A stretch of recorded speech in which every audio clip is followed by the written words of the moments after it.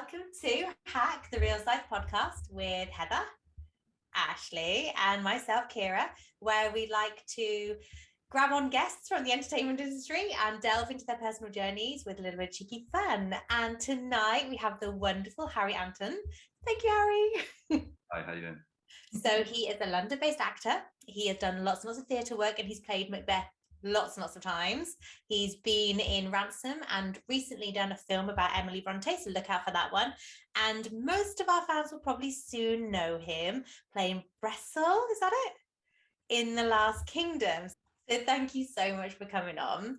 We'll start with just some ridiculous questions just to open you up a little bit and find out more about you. They can be quick fire or you can take 20 minutes to answer. And then Ashley will do the middle bit. A little bit about where you came from, how you got started, how you got various roles, and then Heather will ask probably more role-specific questions towards the end. Are you ready? Yes. You have a little quirk that you want to tell us about. Some people have them, some people don't. If there's anything you want to divulge, now is the time. I had a couple. I've always think about chocolate. So like, no matter how, if I have to get in shape for something, no matter how much like amazing or I'm trying to be amazing my diet is, I will allow myself to have chocolate every single night before bed. And it can I can do the whole day eating like a freak, but then at the end of the day I have to have this little bit of chocolate, and I literally can't go to sleep until I have it. Oh, that sounds like my kind of quirk, to be honest. I'm going to hijack that one. Do I have to eat well during the day too, though? No, well, yeah, maybe, but also there's a dependent. I know how much I'm trying to get in shape for something, because you can get these massive dairy milk bars, right? They're like that big, and by the end, if I know I'm getting in shape for something, I'll get the tiny little bar, and then that's me kind of done for the evening. How boring, but that's it. So it's dairy milk. It's not like the high percentage dark cocoa stuff that's actually nutritious to a degree. Also that isn't really, I mean, like people who kid themselves and say that dark chocolate's better than chocolate. Dark chocolate's healthy for you. It's not. It's just ever so slightly better than normal chocolate. That's where it's all bad. Just don't eat too much of it. So it is not all bad. Hush your mouth. I mean, it's delicious. I'm obsessed. I can't even keep it in the house. So I've got to buy it specifically on that day because I will just eat it. So it has to be at like one serving. Otherwise, I'll just eat the whole thing. No, you sound like my spirit animal. Now I really fancy some chocolate. So, yum. If you were a drag queen, what would your name be? What would your stage name be? I'm trying to think of what anyone's ever called me before. I get called a bear quite a lot, so I imagine it would be some kind of bear related. Some kind of grizzly bear related get up. I'd really just embrace that. I think. I think you should as well. I can kind of see it right now. Yeah, and just really go for that. Yeah, that would be. I'll think of a name later. It'll come to me. That's fine. So if you're talking about typical Hollywood cliches, like jumping into the back of a taxi going, follow that car, are there any really cool Hollywood cliches you would just like to get away with in real life? Just really fancy saying and seeing if anyone picks up on it. Oh, like actually saying? Yeah, like actually doing it, or like walking into somewhere and, I don't know, don't you dare die on me today, or that sort of thing. Yeah, I could definitely imagine seeing some of them. I like I'm pretty cheesy, so like if the moment calls from it, I will go full on, and like that whole kissing in the rain thing is probably something I've definitely done on purpose because I love it. That's a good one. Very romantic. Very romantic. Who did you have on your bedroom walls when you were growing up? We find with this one really telling. Yeah. There's no one. Actually, I had two people on my bedroom walls. One of them. Oh, this is gonna be embarrassing because I wasn't very old. I wasn't very young. One of them was Megan Fox. So I was like. That's fine. 14, and she's amazing. The other one was Muhammad Ali, and there was a quote of him in the gym, and it was, what was it? Sing like a butterfly. Sing like bee, float like a butterfly. Yeah, it was that I was so quick that last night I turned off the light and I was in bed before the room was dark. Yes. No, it was champions aren't made in the ring. Champions are made from something they have deep inside them, a desire, a dream, a vision. They have to have that will to win and the skill, but the will has to always be stronger than the skill. There you go. Good I one. had I like that. no idea I knew that. And That's also really a picture of Megan Fox to ruin the moment, you know. No, we've got a deep and intellectual and motivational, and you got a hot babe. Yeah. Like, that's fine. Yeah, that's pretty accurate. That's acceptable. That's fine. If you were going to be a theme park ride, what kind of elements would you have? Do you reckon you'd be one of those ones with a massive drop? Would you be a water ride? Would you just spin around and make everyone vomit? My sister and my dad always used to go into the rides and they used to bully me because I was like, nah, don't fancy it. No, thank you. So I wouldn't be, but the water rides were always the best. You'd be like a little gentle log flume. I think a gentle log flume, but then maybe there'll be like a really deep scare at the end, just so you think you're fine. And then, well, this is nice. And then you're scared shitless. I think something along those lines. I like that one. That'd be good. What was your favorite cartoon character? Or what is your favorite cartoon character? I'd hate to say that you're not allowed to like cartoon characters anymore. I had so many. I was big on cartoons. I kept watching. So we don't have comic books. Well, we do have comic books, but we didn't have them a lot. Ours was more cartoons and stuff. So Spider-Man was huge when I was growing up. So I used to love that show so much. And then yeah, I think it would be Spider-Man, but he's not like a classic though, is he? A classic cartoon character. Yeah. Oh yeah, totally. He's like Batman. Okay. We'll take it. We'll say that one. Maybe not quite like Teenage Mutant Ninja Turtles, but oh fuck, that one. Yeah, Teenage Mutant Ninja Turtles was huge. Yeah. Michelangelo was my favorite because he had the nunchucks. Yeah, it was the pizza. It was Donatello. Wait, Yeah, Michelangelo ate the pizza, didn't he? Okay. They all liked the pizza. Donatello had the staff. Oh yeah. I love how she knows all the weapons. Yeah, Raphael had like knives. Saved me completely. Real fan here, girls. This is her quirk. We didn't even know about this one. You're like, oh, Ninja Turtles, I love that too. Okay, cool. She's like, finally, after like 24 episodes, finally somebody's given me the chance to talk about Teenage Mutant Ninja Turtles. Yeah. I've been waiting for my time. That's right. I was all about the 80s. This is one I was literally just thinking about today. What do you think Tom Cruise's best role has been? Tom Cruise. Yeah, I don't know why I was thinking about it today, and I was like, I wonder what other people think. I got obsessed with Tom Cruise for a bit. I go through actors, like I get hooked on an actor and then I'll just watch all of his films. He's in a film called The Firm. I think it's called The Firm, and he's brilliant. It's like that. It's that every actor when they're coming out, say of a certain age, say like 30 odd, they have that film where they show they're not just an action star. They can think as well. I think he had a couple, but that one is such a perfect thriller. I loved it. So I would say that, or Lenz Grossman, is that his name in Tropic Thunder? Yeah, something like that. Yeah. You know, the producer with the hands. Yeah. Yeah. That's who? That's Tom Cruise. He's amazing. But yeah, I'd say the Firm early on. That actually makes you want to go back and watch The Firm now. I haven't seen that for so long. It's so good. Yeah, it's going to make me Google that one later. You know what it isn't? It's not him in Cocktail, because if you've been a barman, my favorite. When you were saying it was like Cocktails is my favorite. The film's amazing and it's hilarious and it's brilliant, and the whole Bloody Mary thing. But it's that classic scene where he's in a bar making cocktails for like 3,000 people and he's doing all the moves, and it's the classic barman thing of like everyone would be yelling at you. It's like, where's my fucking drink? And he's just sitting there spinning. He's like, hey, been at the bar for like half an hour. Stop dicking around and serve me. Dicking around, give me a fucking beer. But yeah, but very good fun. Unrealistic, but it's a good one. It's a good one. What's your favourite item you bought this year? I bought with money. Oh, could have stolen it, but probably don't want to admit that one.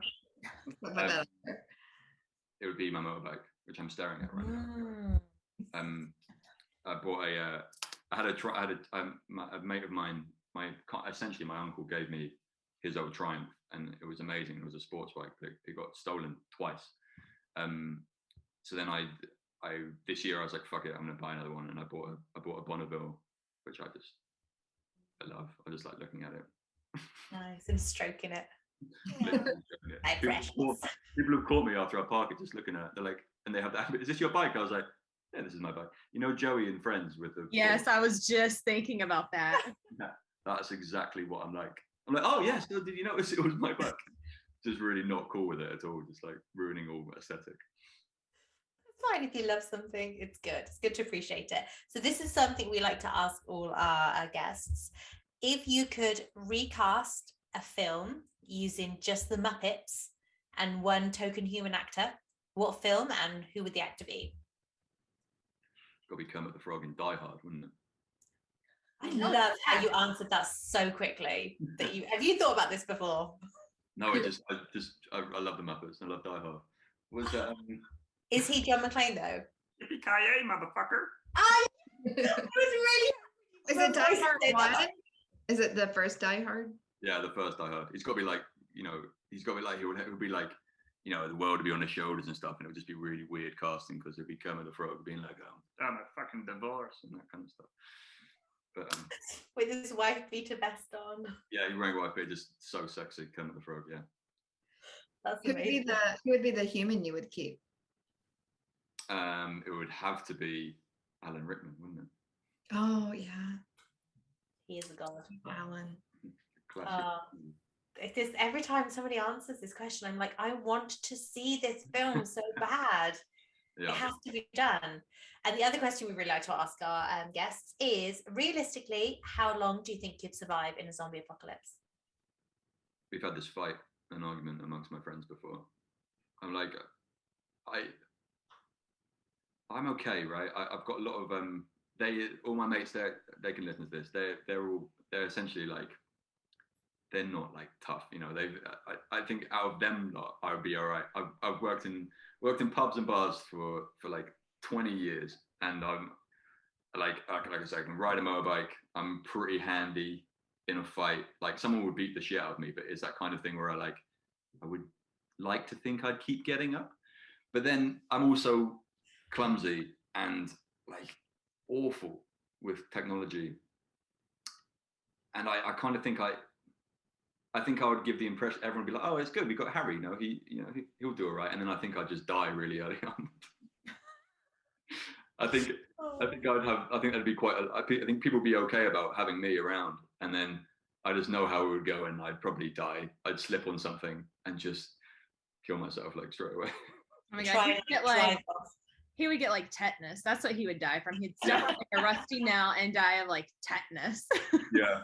Not even a zombie, just something random like that.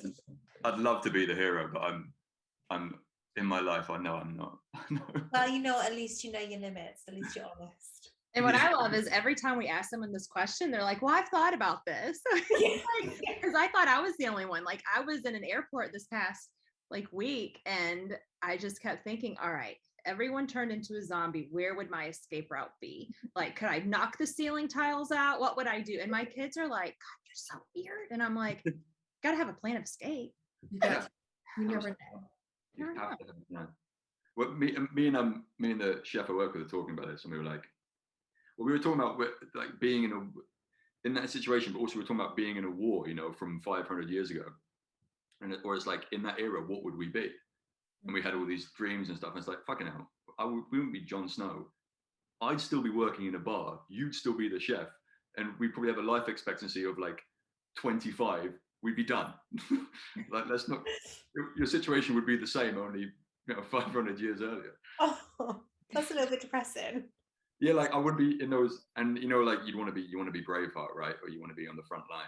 But I would be fodder. I would just be cannon fodder. They would be like, I'd be one of the guys who didn't even have like a knife or anything. He had like a spoon. Yeah, spoon. Or a frying pan. Like we're gonna die, aren't we? Yeah, yes. So We're dying bravely. No, we're fucking not. I'd probably be disgruntled. I'd be like, oh, what fucking this shit with the frying pan. So. But at least you thought about it. I like it. Thank you so much for answering my ridiculous questions. You have been a delight. I will pass you into the capable hands of Miss Ashley. So I always like to start off with where you're from and kind of where you grew up at. So I'm from Chalfont St Peter, which is a village outside of London, or in like the suburbs of London, basically. Okay. And you were born and raised there? Yeah, essentially, yeah. I mean, beat around the bush, really idyllic, boring childhood. That's fine. And then what got you into acting? What was that journey like? So I've thought about this loads just because I've had to, and it was just films. It was just really like early on. I had some, I think a family, some of my closest family friends. He was a couple of years old, and he showed me some films, and I remember seeing Full Metal Jacket and you know Die Hard and just and all the Bond films and stuff, and then just becoming obsessed and knowing that I wanted to do that. And then me and a couple of mates got together when we were like 13 and stuff, and we used to make films all the time. And they're terrible and they're hilarious, but it's just from making films, basically. And do you have any copies of these films that we can see? Yeah. Oh, really? Yeah. Are you gonna share them with us? They exist. There's a Cinderella ripoff, which is fucking amazing, and there's a there's a horror movie called The Bin Man, and then there's The Bin Man Returns. He's not like Spoiler alert. Yeah, he does. He survived basically. But I realized like later, I was like, oh shit, I've been circling around this kind of thing for my whole life. Originally it was making films, and then I went to uni for a year to do film and to be a director and stuff, and then I just ended up acting. I can elaborate, or is that too? Yes, if you could, that would be. So I always like to, you're like, I don't kind of want to now. No, but I always say mine's particular route is not interesting in a good way, or interesting because it's really step by step. Mm-hmm. So I've never had like a break of such. I've gradually, like, if you saw me every year on the year, you'd be like, what are you doing? I'd be like, oh, I'm doing this. And they'd be like, oh, that is slightly better than last year.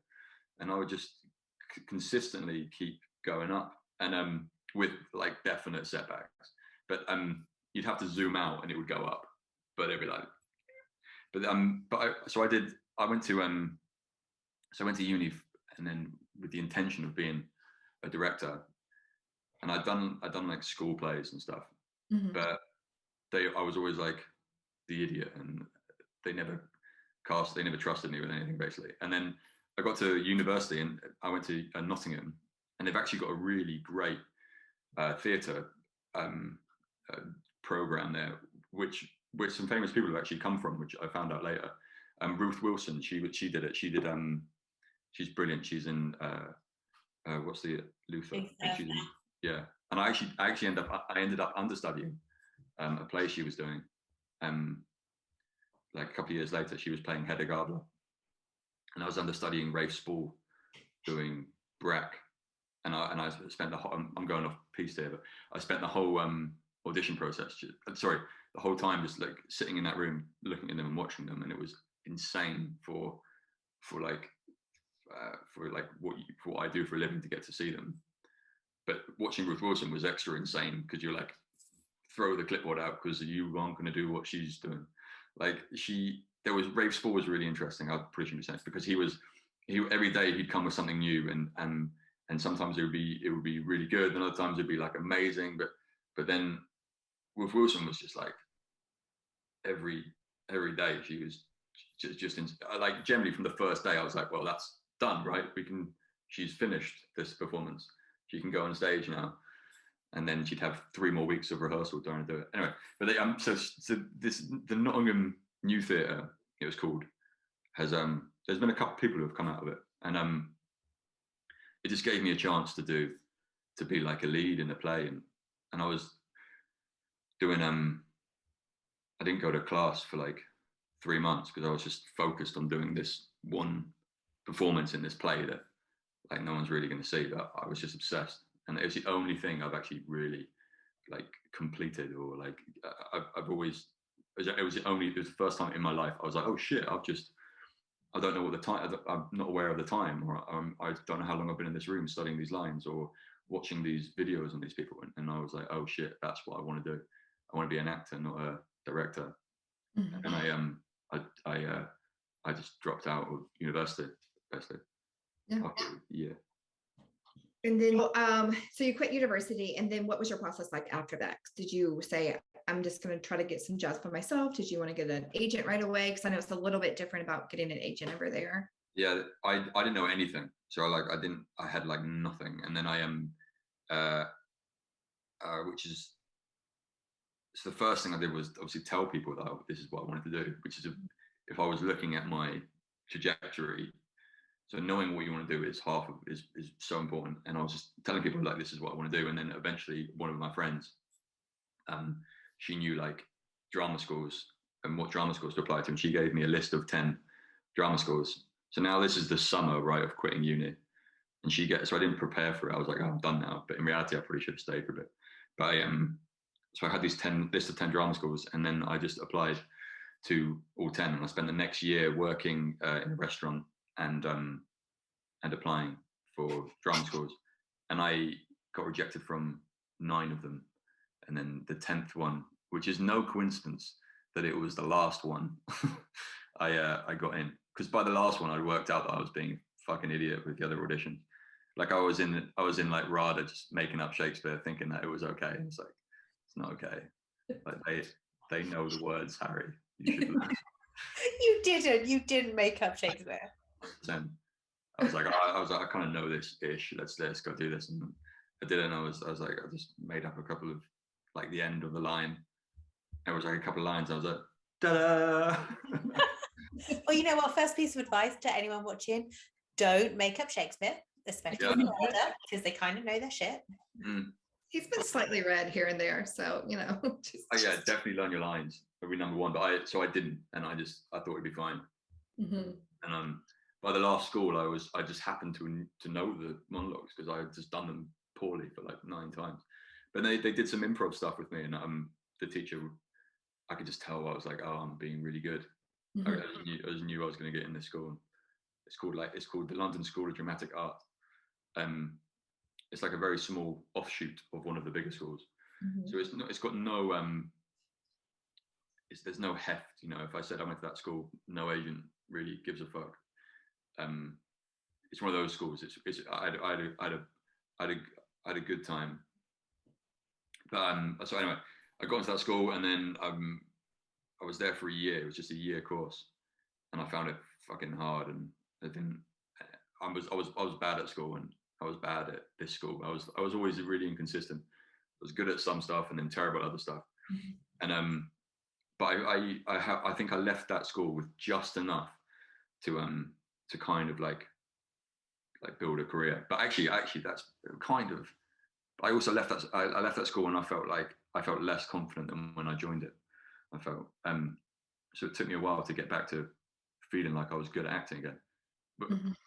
based on one play I did at uni. So I obviously didn't know what I was doing, but I just assumed I was better than what I was. But so then I got out of acting school, and then you're in this like wilderness, right? You've got out and you got an email. I remember having an email for the first time, and you got this degree, and everyone messaged loads of agents, and I didn't really message any agents because I just hadn't. Again, I was still in my idiot phase, and I just didn't do anything. And I was just hoping, I was like, I'll be fine. Someone will come and see me and stuff. And obviously, no one did. And then, there's a website which is similar to LinkedIn for actors called Casting Call Pro. Mm-hmm. And I just applied for everything on that, and I didn't care how far I'd have to travel or whatever. And so then I started to plug myself in a little bit more when I realized the reality of it. So I'm going to have to work hard. And I got a play in Edinburgh, the Edinburgh Festival, and then I did that, and then I got a play in London. I'm doing Shakespeare, and then I started to keep applying and got a couple of short films, and then from that I was able to get an agent, and then essentially that was the first building block done. You know, I got actually my first agent was terrible, but it was just having an agent. And then I got rid of them, and then I got another agent. She was lovely. She's called Elizabeth Gladwin, And what I started to realize about agents was, it's just like I compare everything to football, and we have leagues, right? That go, so it's Premiership, Championship, League One, League Two, League Three. And I realized that my agent was like League Three. And I was like, right, how do I get? Just about to be relegated. Yeah, I was definitely. She actually closed down. So we did. But she was relegated. Was actually relegated, and so I was like, okay, how do I get a better agent? But then, so now I'm sitting here, and I just every audition I went to, I was just, I didn't realize at the time, but my agents told me this as well when I got The Last Kingdom. They were like, you completely deserve it. You're like a super professional, and you've never said no to an audition, and you've turned up to everyone on time, and you've given everything you've got to all of them. And I was like, oh fuck. I was like, and that's interesting for me, because I don't, at that point in time, especially when I was early 20s, I didn't do anything right at all. But I went to every single audition. I never said no to anything, and I just turn up and I just give it everything I got. So that the numbers would suggest, if you're not really shit, that you will eventually slowly start building something. Mm-hmm. And that's literally all that happened. And I got in layman's terms, yeah, that's all that's happened. So I just would go into every audition and try and get it, and then give everything I've got, and then hope that was enough. But then it was a case of some small breaks along the way. And the first big break was like a weird manifestation thing. And I used to write, I still do, I write stuff on my walls all the time, and I like aim for it. But I've only been doing that like consciously, just taking in a really weird direction, haven't I? I'm just doing that consciously for about 2 years. But Ashley loves this shit, don't you, Ash? Ashley loves this shit, don't you? Manifestation. Yeah, she does. I mean, it works. Yeah. I was obsessed with Brando. In general, I was obsessed with like the New York actors, so the actors, studio actors. And I wrote on my wall, find your streetcar, and all was other stuff like just aspirations and stuff. But big letters, it was find your streetcar. I knew that I needed something to show what I'm about and who I am, and like I knew that was perfect for me at the age I was at. I was like, that's what I need. And then honestly, a couple of days later, at this point, I was working in a pub. I was living above the pub, and there was like a like off West End type theatre underneath. And I walked down and I saw there were auditions so I walked downstairs from leaving my flat and I have to go past the theatre to get to the pub. And I walked past this down the stairs and I saw they were auditioning for a Tennessee Williams play. So I walked in, and I literally just walked in, and he was like, "Are you auditioning for Jack?" And I was like, "Yep, that's me. I'm auditioning for Jack." He was like, "Right, here are the sides." And I was like, "Okay." And I sat outside and I was like, "Oh fuck, it's Jack Keyfiber." And Jack Keyfiber is an early rendering of Stanley Kowalski. Do you know that? He did a small one-act play that then he turned into Streetcar. Mm-hmm. And about 12 years ago, the one-act plays you were allowed to do them. Anyone could do them. So everyone was doing them. So there's an early version of Stanley Kowalski, Jack Keyfiber. And I got the audition and then went in and just did the part because I knew what it should be like, because I love that part. And they're like, yeah, you've got it. And I was like, oh, sweet. And then and then I did that play, and like no one watched, no one came, and I was like, sweet, that's good, I've nailed that, but no one gives a fuck. And then forgot about it. And then about a year later, there was an audition on Casting Call Pro again, and I applied for it, and it was to do the same play, Firecrackers in a Rope or something it was called. It was to do the same play, and I turned up, and I always know when I've nailed. I don't always know. I used to always know when I nailed the audition. It was easier with theatre. It was impossible with film and TV. But I went in and I I felt like I nailed it. I just yelled them. And I just brought, I don't know, I just felt like I did all right. And I got that play, and that play was bigger. That play was in a slightly better theatre with a better team behind it. And it did okay. And then from that theatre, I met this guy called Ray Rackham. And he was the first person I'd met in the industry that was like, I think, yeah, basically the first person I met. So I've been doing it for like 3 or 4 years and doing like plays above pubs and films for like nothing. And plays above pubs, you don't get paid. You do it for 3 months and like no one pays you. So I was doing that for about 3 years. I met him and he was like, he like made me remember that I had this idea of myself of being more successful and stuff. And he was like, I believe in you. And I was like, oh shit. So then he called me back about 6 months later, and he was putting a play on about Judy Garland. And he said, do you want to play? Actually, no, he said, do you want to audition? But he said, I knew you'd nail it. And I wanted to show everyone. So I was like, all right. So I came to this room, and it was the biggest audition I've had. There was like 10 people, and I was like, sweet, okay. And then I did this. Sidney Luft was Judy Garland's like longest serving husband, I think her third husband. They were married for like 17 years or something. I did Sid Luft as Brando with Stanley Kowalski, and it worked. And they were like, yeah, okay, you've got the part. And I did that, and we did that play, and that play was above a pub, but it was a success above a pub. And at that point I'd done so many plays above pubs. And normally sometimes you come up for a matinee at Saturday daytime, and there's 3 people in the room, and you're like, fuck's sake. but you suck it up and you do it, right? Because I always imagine there's an old grandma in the audience who may have come from ages to see someone. I was like, all right, fuck you, grandma, I'm gonna give you my best. But but then this time there was people watching it, people saw it and stuff, and people loved it. And that play got picked up, and we got put into an actual real theatre called the Southwark Playhouse, which is like a decent theatre. It's not West End.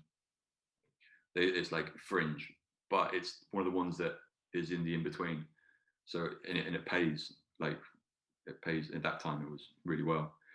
So we did it in there, and it was just a big success. And then I got an agent, and my first proper decent agent out of that play. Because by that time I was like, there's no fuck. By that time I wasn't like a young kid who thought, oh, I'll just make it. I was well aware at that time that if I don't fucking work my ass off, I'm getting nowhere. So I finally applied myself in around that period. I would say I was 25, and I think I was that year. I just started to properly give a fuck, and I noticed an upswing. And then that agent is my agent now. So they that was the turning point, and it was kind of all because I was obsessed with Brando and went downstairs and walked into that theatre and said, "You right?" And they were like, "You auditioning for Jack?" I was like, "Yeah." So and then that was 4 or 5 years ago, and then it's just been so more of this. It's more of those kind of that kind of story and stuff. The only other thing I had was when I joined this agency, I said I'd done Shakespeare and I'd done plays, and I was like, I don't like theatre, I like film and TV, I want to be in film and TV. So they've always known that that's what I want and that's where I want to be. And I've only started seeing the benefit of that the last couple of years, but it's because I told them, and it's because they know that's what I wanted from the beginning. And so I had the manifestation thing is like, that's where I want to be, and I know where I want to be. And that's so you tell everyone. You don't have to tell everyone you fucking meet, but you tell your agent when they say, what do you want to be? I was like, I want to be on film and TV. I don't want to be doing a theatre in London. I want to be on film and TV. And eventually I think it's kind of paid off. But it's been like, so I'm 30, I'm 32. Apparently at the age when you forget how old you are. So I'm 33 soon, I think. No, in December. So I'm 32. And I left uni when I was 19. So I feel like relatively, I don't feel like successful, but I feel like feel like now is an okay time to look back and go, okay, yeah, you've done all right. I've been doing it for, I feel a little bit like I'm in my tiny little violin, but I've been slogging it for 13 years.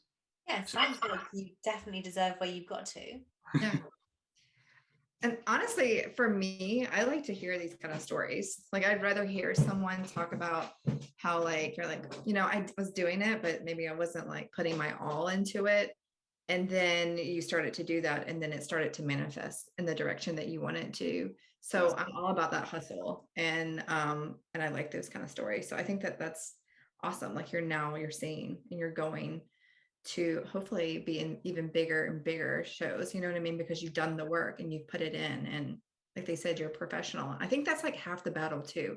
I mean, I know for me, I can't speak for everyone, but sometimes when you're auditioning or going places and you see other actors and you're like 15, 20 minutes late, you know what I mean? Like, and it's just like, whatever. I feel like half the battle is just being professional. And then the other half of the battle is just doing the work. And then it's out of your hands, So, what would you like to talk about your best audition? You kind of said that you like know when you go in and you were like, yeah, I got this. Yeah, that changed. I used to think that I know. I used to feel like I knew, but then I changed. I had like a in that whole period, or the last 5 years, I've changed massively, and I've had a completely different outlook on what I'm doing. I think that's helped me go up a level. I think if I've gone up a level, and it's probably shit like not thinking that I've got it, which has helped in a word. So that more humility, but also less caring whether I've got it or not has proven to be the biggest help. So I did I had 3-4 years ago. I just had no money at all, and again I had this audition for Stanley Kowalski and a different one in the Hammer. There's a theatre in Belfast, one of the most well-known ones. It's called the Apollo or something. I'm terrible at theatre, but it was a brilliant theatre in Belfast, and it was for like a 6-month thing, and I was like, this is it. This is what everything's been building to. So I emailed the person and said, can I have an audition? They were like, yeah, which never happens. Mm-hmm. And they were like, yeah, we love your video. Can you come over to Belfast for it? And I was like, shit, this is in the bag. But I gave everything I physically had to that. I just everything I had to it. And I paid for the flight over, obviously myself, and stayed over there. And I had like, at this point, like I had fuck all money. So that was like, I could see that draining my account, and I was like, it'll be worth it. Just do it. And I was really confident. One of the only times in my life that I was like, I have literally done everything. I was like, I have uncovered everything to do this audition. And I got in and they barely talked to me. The lady was friends with one of the actors, and they just had a bit of going back and forth. And then they did the scene once. She was still holding the paper, and I was like ready to fucking be in. And I left, and I was like, fuck. Don't think I got that one. And I didn't, and it broke me. And I actually like I've actually given up twice. And I wasn't aware that I had that. And I told her, I met a guy a couple of weeks ago and we were talking about it, and I was like, oh shit, I did. I always had this thing, right, of if you work your hardest and you give everything, you will get there. And I literally just had this thing in my hand. I was like, oh, but I did that and I didn't get it. And I knew that no one could turn around to me and go, did you work hard? And I was like, yeah, fuck you. I gave everything for that. And I was like, oh, I'm thinking about this wrongly. And back then I was putting way too much on my career. And like I was thinking about like life and death. So I walked into that room thinking like, oh, I've got to get this, or that's fucking it. That's everything. This has to be it. And I went through about like at least a 6-month period of saying fuck this to everything. Mm-hmm. And then realized I was putting way too much on my career and I wasn't happy at all. And then I was like, okay, I have to be happy outside of it because this stuff doesn't matter. And I think if I walked into that room relaxed, I could have got that part. So it took me a long time to learn that mentality actually doesn't work.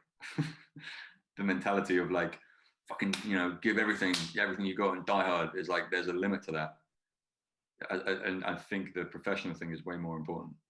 So, because if the die hard mentality, they'll see that, and they'll see that intensity, and once in a million, someone might go, yeah, that's the kind of intensity I want. But often they'll be like, this guy's too intense. Yeah. Oh, that was really good advice though, because I think a lot of people, especially when they're not getting jobs, have that do or die mentality. And I think it's really hard to kind of step back and be a little more relaxed about it. Yeah. There's so much rejection. And that was one of the questions I was going to ask you, is how you dealt with the rejection, but you kind of already, answered that through what you've already said, unless there's something else that, Yeah, sorry, I'll just keep talking. No, it's perfect. That's how I'm like, check all these questions off. I was always really good at rejection, I thought. And then but then I realized I realized in a bigger sense I wasn't, because like I said, I was putting my happiness was based purely in my career. And I was like, where does that end? When does that I was like, you just get something and you want the next thing. So that your happiness can't be in your career. Otherwise you're fucked. Like, you're absolutely fucked, and you need to find it outside of it. And it took me, it was a massive turning point. But I started, so then I took this mentality, and essentially then I got happy. I was like working at the time. I was working as a kitchen porter in one of the pubs that these guys were friends with, and I just wasn't giving anything. So acting was like this, right? And everything else in my life, my girlfriend at the time, my job, my finance was just fucked. And I was working as a kitchen, which is fine if you're a kitchen porter, but I wasn't even working good hours. So I was working like 35 hours and like £7 an hour. And I was washing this. I was just still washing the dishes, and the chef turned around to me and goes, "Harry, yeah." So yeah, he's like, "Why are you here? So why are you a kitchen porter? Can't you run these places?" And I was like, "Yeah." It was like, "So you could manage this restaurant?" And I was like, "Yeah."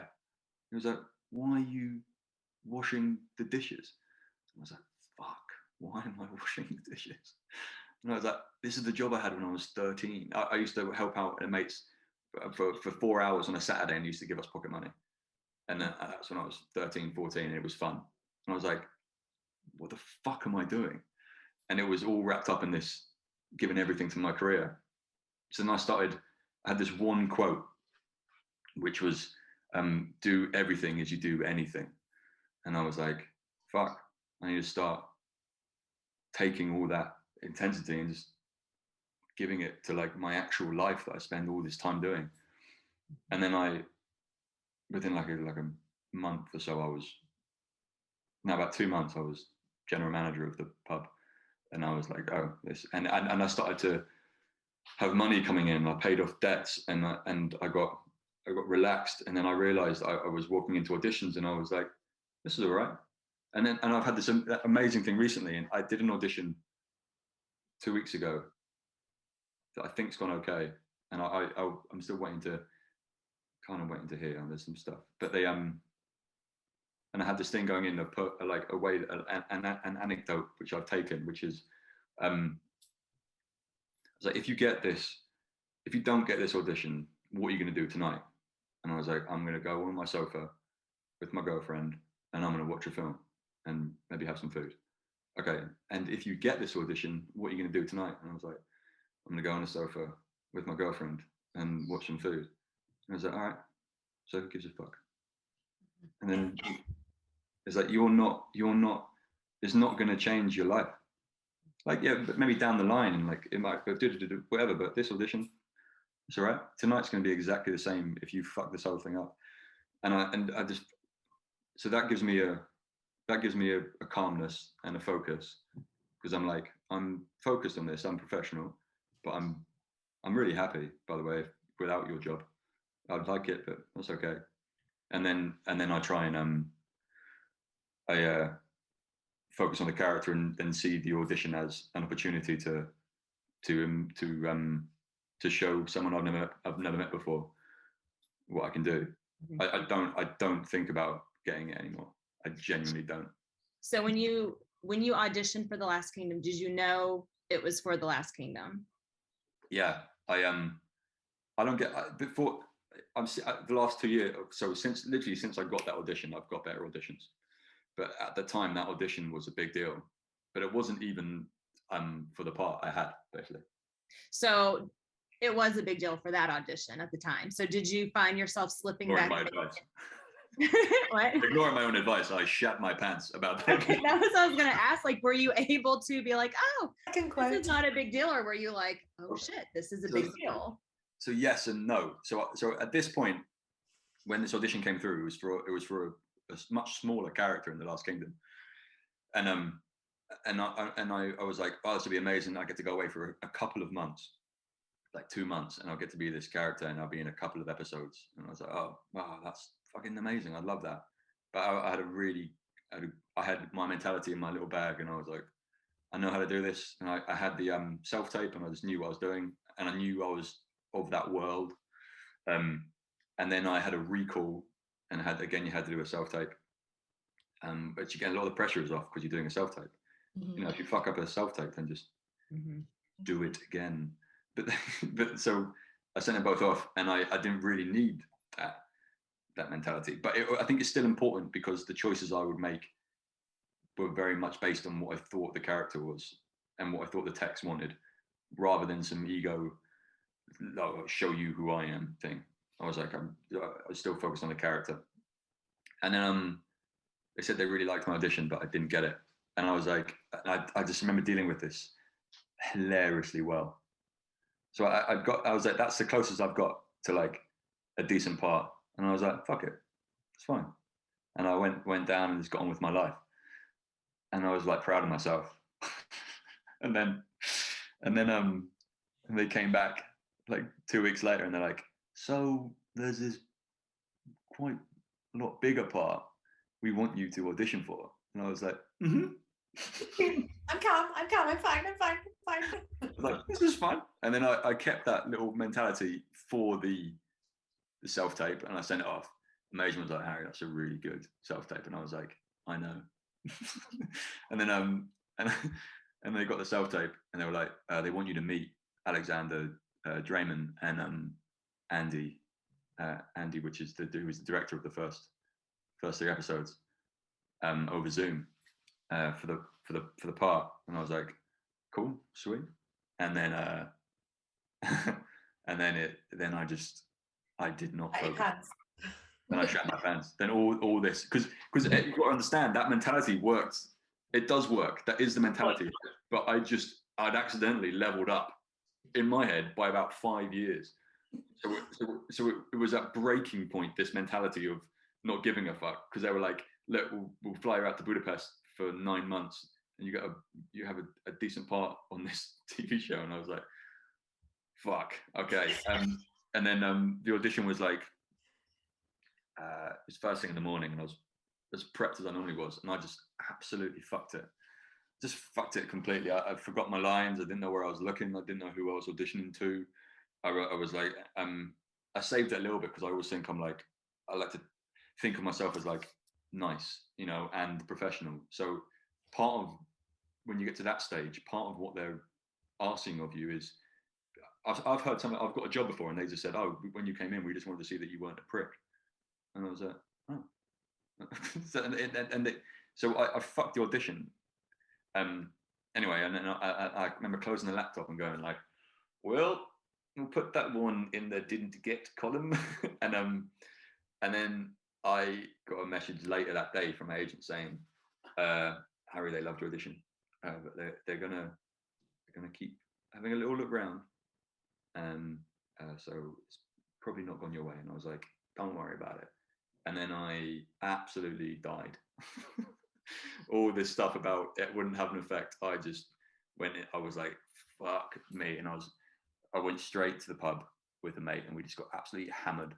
And then I was drowning my sorrows and thinking, and I was telling him about this mentality that I had. I remember specifically going, and I fucked it for this one. And I also remember thinking, I'll get the next one. But it was important. I feel like you have to do a couple of these to be comfortable.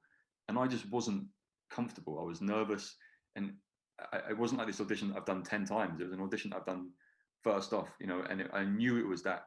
I knew how big it was, and I just wasn't ready. So I know, I was like, I was like, fuck it, I just need to do more of them and I'll be better at them.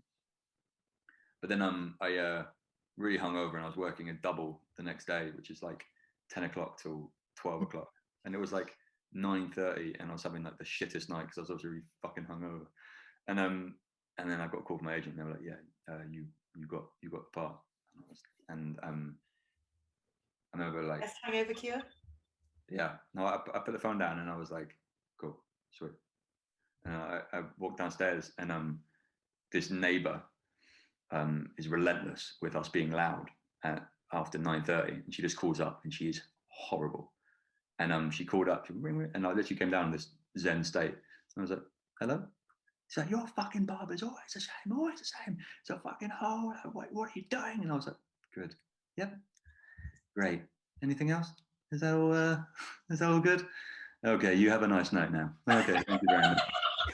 And we record when someone complains, right? And there's this 20-minute recording of this woman yelling at me and calling me an arsehole for no reason, and me just being angelic towards her, because I just got this thing that I knew would take me out of this.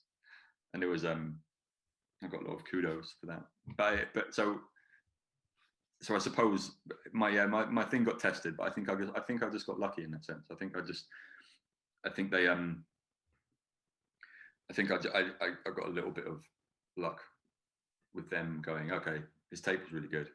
He probably fucked the audition a little bit, but we like him. Let's get him in.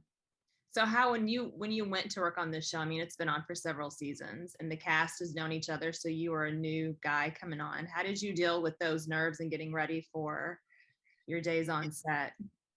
By just classic lying to myself through the whole period that it was fine and it wasn't a big deal. Just literally, I mean, I am good at that. And that's what I did. It's never a big deal. It's always relax, this is fine, whatever. And then it just is. I was prepping a lot, and I was like really like fucking ready, and I quickly found out that isn't the way to be. And the big lesson from this is just relax. Just about everything, relaxed. It's not a big deal. Just, you don't have to bring loads of baggage into a scene, because unless you're probably a handful of people in the TV show, your job is to tell the story, you know. So you can't tell the story whilst thinking about your dead whatever. You just have to tell the story that's in front of you. So it's being present and being relaxed. And I think that was it wasn't the last thing I have to learn, but it was the last, I think, big grown up things as an actor that I needed to be on set, just to be present and to be relaxed. Did you do stunts? Like, did you do your own stunts, or did you have a stunt double, or are you allowed to say? I don't think I'm allowed to. I don't know what I am and what I'm not. Okay. But it was really fun. But the first day was a lot lying to yourself, and I know that's like looked down upon in terms of talking about your mental health and stuff. But I mean, you that, what's it called? Fake it till you make it. Yeah.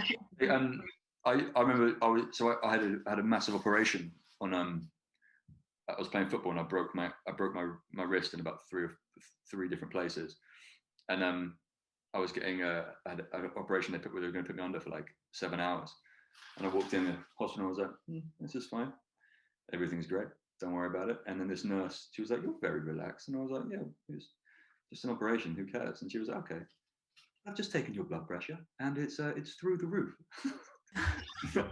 She went, you're lying, aren't you? And I was like, yes, I'm terrified. So I think I've taken that to the extreme, and to a certain extent, like, you can work yourself into a frenzy. Mm-hmm. And I think I'm quite good at talking myself off any like, I'm just quite good at being like, just, it's okay, and believing myself, even though I know I am nervous. I was like, that's okay, it's fine. And there's one thing I've always done, which is which helps massively, which is if you're nervous, you're a bad actor because your character should not be nervous, unless in that scene your character should be nervous. So I would just focus really, really, really hard on what my character is feeling, and that's all I would think about, and get like meditate with it. So before I go on a scene, I would just think more and more about what he wants, what he's done, what he's feeling right now, and I just go into imagination, just be elaborate with what I'm thinking, with where I'm going, where I've been recently, what I've been doing. Okay, what time is it? Yeah, is it cold outside? Yeah, okay. How am I feeling in myself? And then it's go time, and then you're out of your nerves.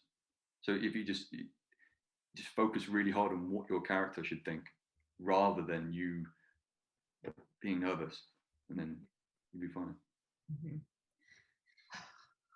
I hope I can like suck some of that like calmness out of you, like when I watch this interview, because I can try to say I'm calm, but then I feel like the person there could like see my chest like just like pounding, like, oh my god.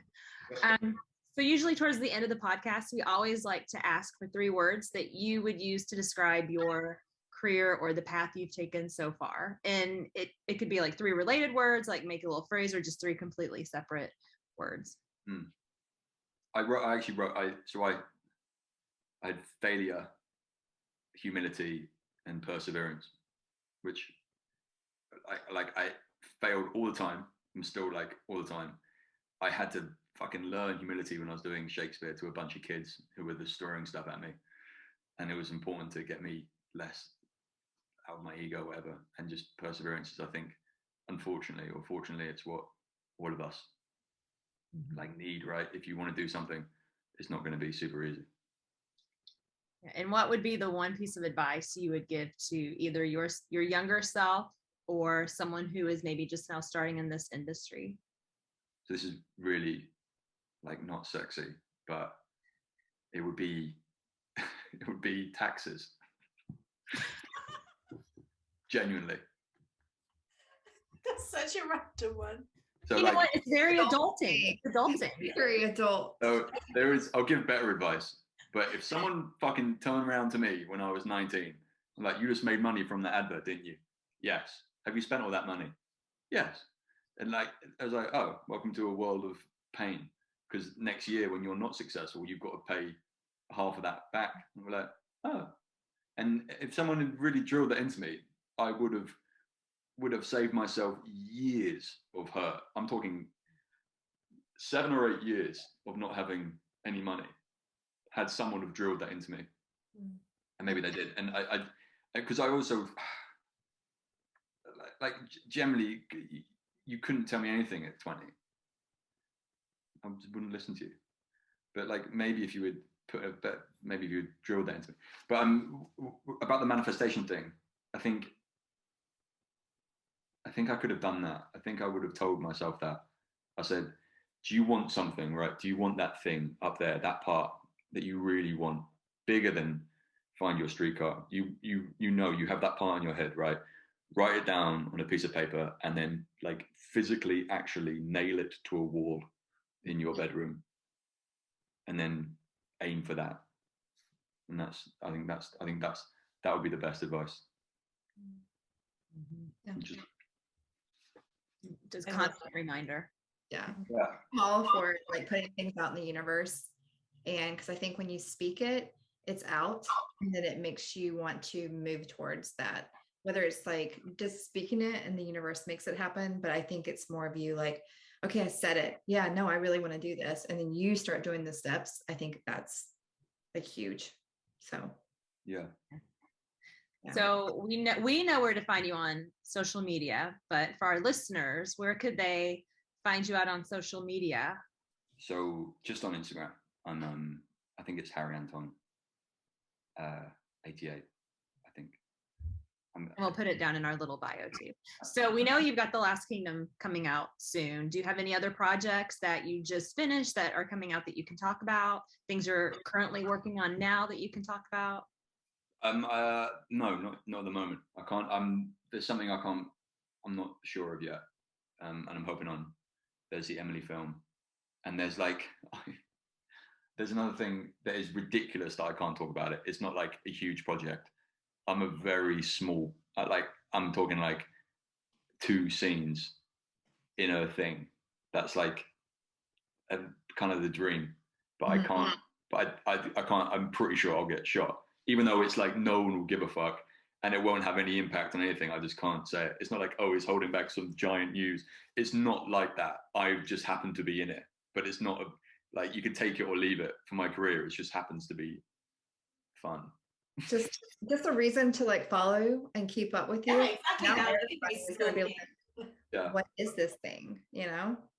it's Yeah. cool. But like I said, I'm so like fresh. I'm like, I don't know if I can say anything about anything. To the point where I'm like, it's detrimental to my career. I'm like, what have you got at the moment? Like, fuck all, nothing. I'm actually doing loads of stuff, but nah, nothing. Just working in my pub. That's it. Just serving some beer. I do tell people that.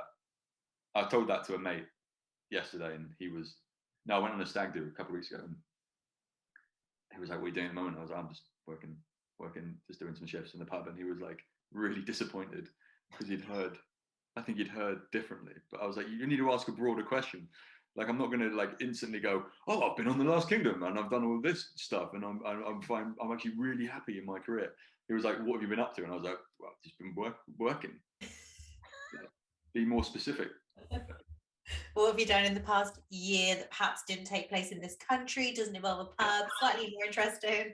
How's acting going? Okay, yeah, well, okay, I'll probably I'm working. Yeah, you can say that. Yeah. Was there anything that we didn't talk about that you wanted to talk about during the podcast, or do we do another amazing job?